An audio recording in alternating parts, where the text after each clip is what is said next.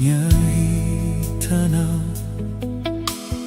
Miramirana sy tony kanto toy izao.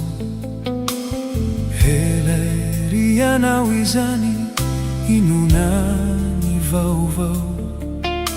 Tsy niova mihitsy anao fa toy ny fahiny.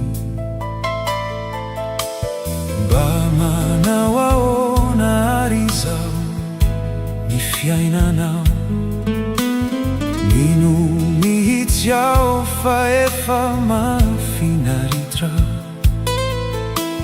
Ny amo de tsy mbola niova fantatrao ihany. Mirenireny tsisy fiafarany. Zalahy bandy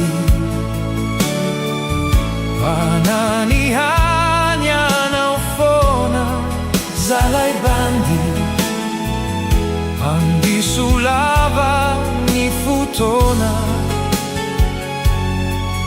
Zay natao matetika. Zalahy bandy